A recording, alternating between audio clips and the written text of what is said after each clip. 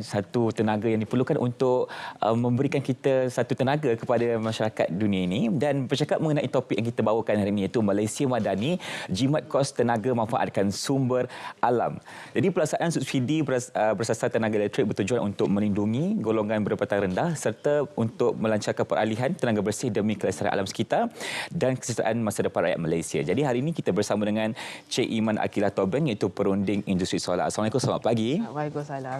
Ya, kita nak bercakap mengenai tenaga solar, tetapi kita nak ingin lihat dulu berkaitan dengan subsidi yang telah diberikan oleh kerajaan sendiri, di mana kerajaan akan dijangka memperolehi 8 bilion setahun melalui pelaksanaan subsidi bersasar ini yang dilaksanakan sejak Januari lalu. Jadi itu kesannya kepada kerajaan, tetapi apanya pula kesannya kepada rakyat Malaysia sendiri yang telah mendapat subsidi itu, termasuk golongan B40 dan juga M40. Silakan. Okey. Pertama sekali selamat. Terima kasih sebab menjemput saya kemari pada sesi pagi ini. Okey. Bila kita lihat pemberian subsidi bersasar yang oleh pihak kerajaan, saya nak rujuk balik pada kenyataan yang telah diberikan oleh pihak kerajaan beberapa ketika dahulu.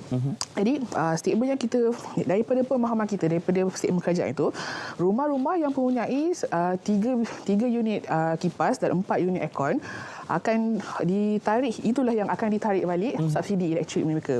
Jadi kita buat daripada statement tu, kita buatlah sedikit kiraan tentang bagaimana orang kata consumption pattern mereka, gaya hidup yang menggunakan 3 kipas dan 4 aircon ni. Jadi bila kita buat kiraan dari segi kilowatt hour, penggunaan kilowatt hour tu adalah unit kiraan tenaga. Bagi rumah yang lifestyle dia dengan 3 kipas 4 aircon ni, kita dapati bahawa rumah yang sebegini, seisi rumahnya, penggunaan bulanan mereka adalah lebih kurang 1,000 kilowatt hour atau 2,000 kilowatt hour dan ke atas. Dan bila kita convert kepada ringgit value dia berdasarkan blok tarif bil tenaga elektrik kita, rumah yang menggunakan 1,000 kilowatt hour sebulan ni, bil elektrik ni adalah lebih kurang 450 sebulan. Yang dah 1,000 dan 2,000 ringgit ke 2,000 kilowatt hour ni pula, bil elektrik ni adalah dalam 1,000 ringgit dan ke atas. Jadi inilah golongan yang akan ditarik balik.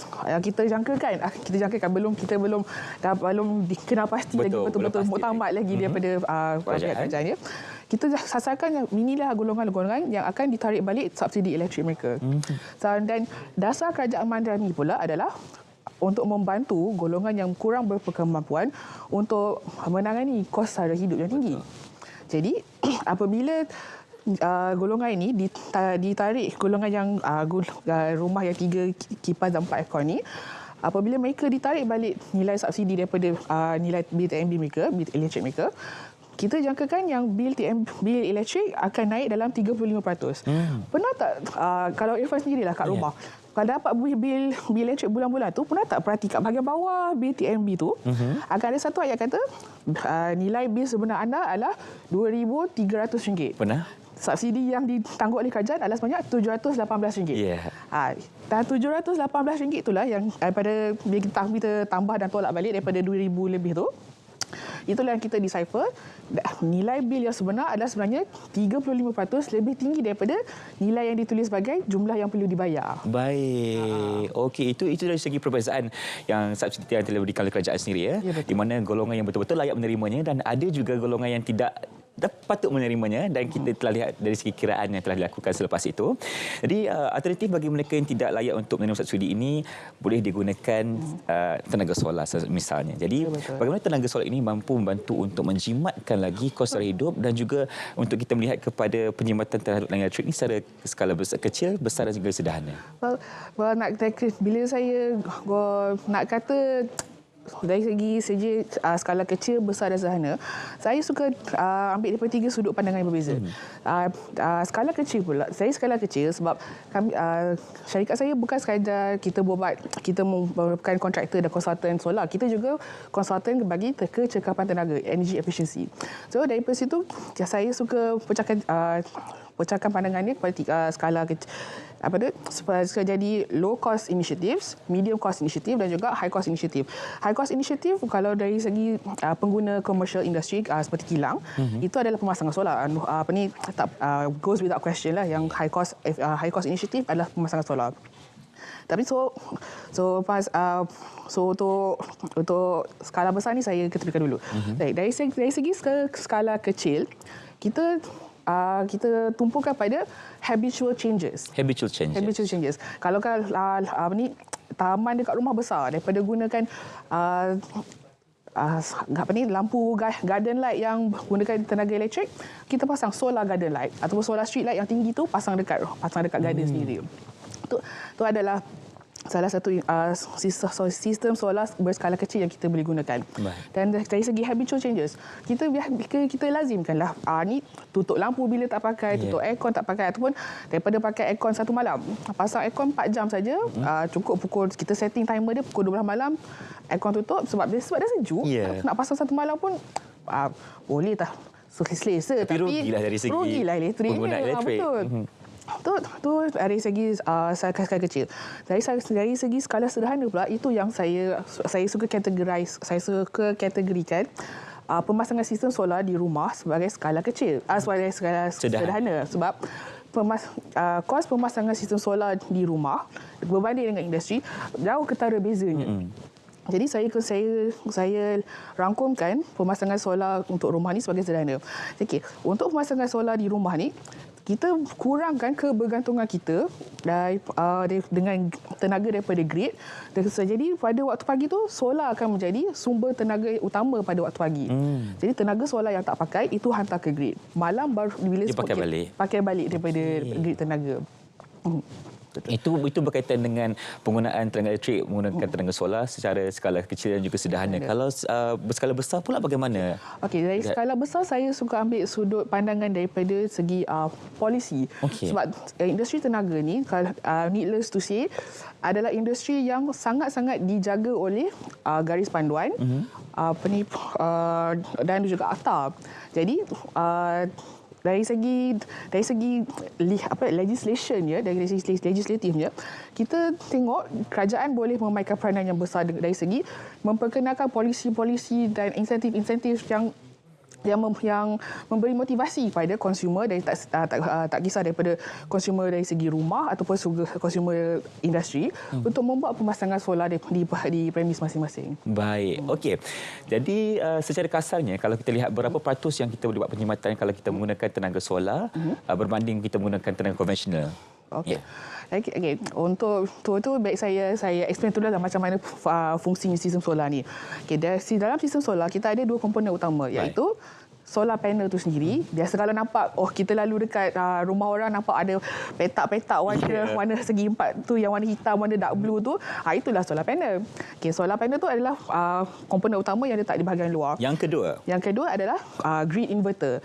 Okey, grid inverter ni fungsi dia adalah menukarkan arus direct current pada alternating current, DC current kepada AC current.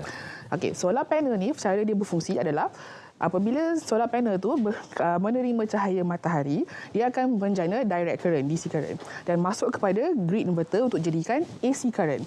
Sebab tenaga grid kita menggunakan AC current. Sebab tu dia kena convert daripada DC kepada AC current. Dan daripada grid inverter ni pula, dia akan sambung kepada fuse board ataupun distribution board rumah.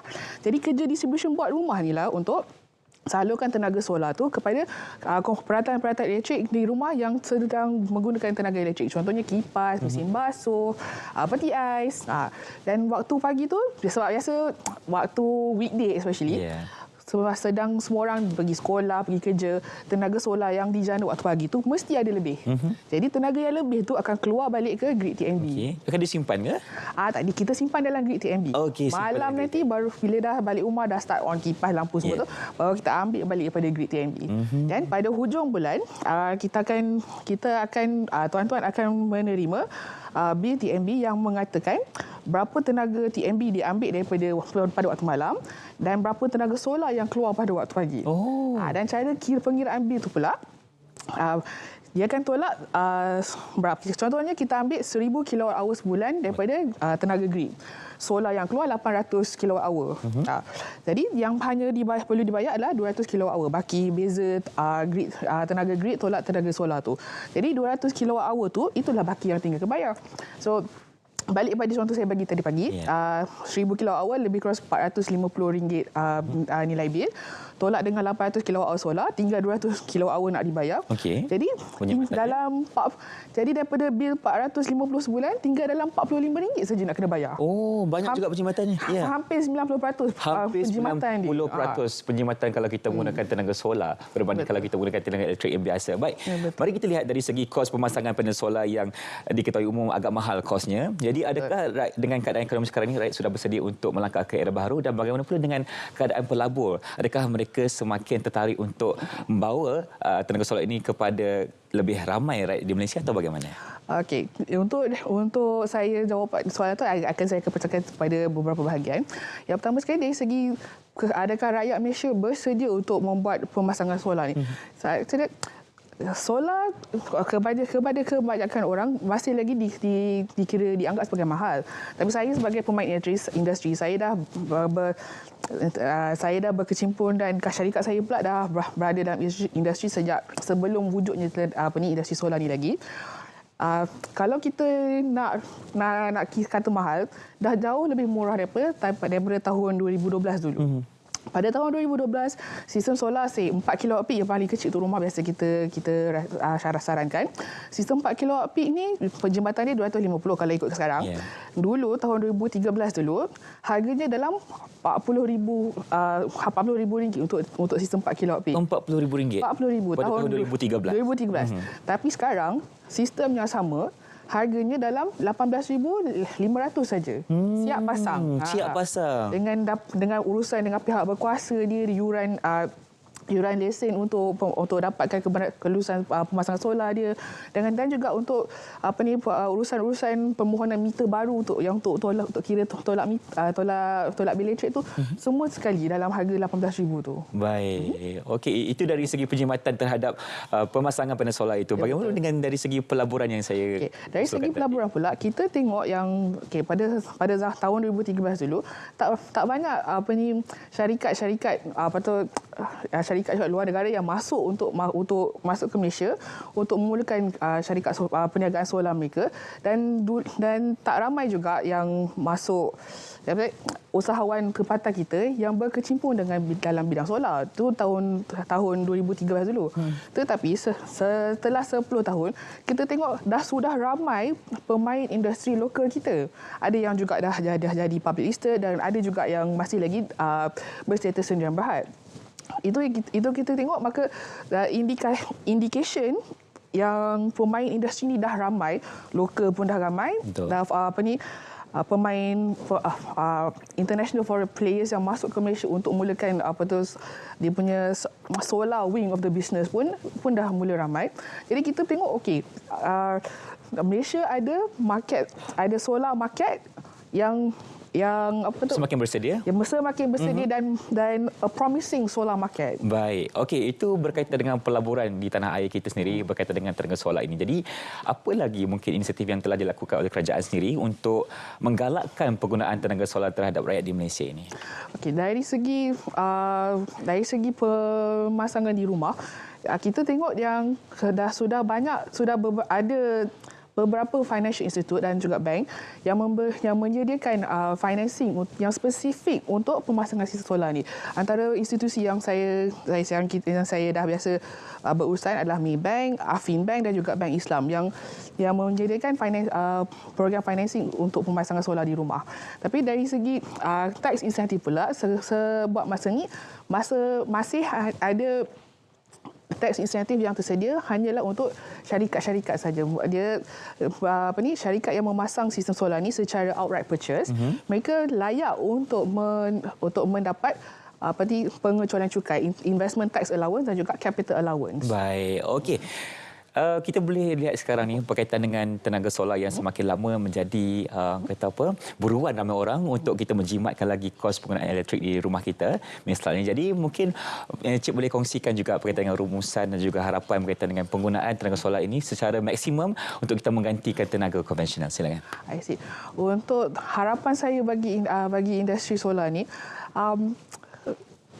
saya amat menyokong inisiatif kerajaan untuk menggalakkan rakyat Malaysia berkecimpung dengan pemasangan sistem solar ni, baik daripada konsumer rumah dan juga konsumer corporate consumer. Jadi saya amat berharap bahawa pihak kerajaan akan meneruskan dan menambah baik lagi program pemasangan solar seperti net energy metering yang kita ada sekarang ni dengan syarat yang lebih longgar. Sebabnya kita sering kali mendapat permintaan daripada isi rumah yang bil elektriknya bernilai RM2,000, ada yang RM4,000 untuk pasang sistem solar. Jadi dengan had kapasiti pemasangan sistem solarnya untuk rumah iaitu 12 kW peak, penjimatannya hanyalah dalam RM600 ke RM700 sebulan. Jadi jika dibandingkan RM600 penjimatan dengan bil elektrik mereka sebanyak RM2,000 dan RM4,000 sebulan, dia tidak menarik. Dia kurang menarik. Jadi dia dah lose motivation dekat situ. Kita mengharapkan pelonggaran dari segi penggunaan tenaga solar ini lagi ya. Baik, terima kasih diucapkan kepada Cik Iman Akilah Tobeng, iaitu perunding industri solar. Dan harapan kita adalah untuk melihat penggunaan tenaga solar ini semeluas sebagai alternatif jimat elektrik bagi jangka masa jauh yang akan hadapan nanti. Okey, terima kasih lagi sekali Cik Iman Akilah. Kita akan terus ke cerita pagi Langkawi di kampung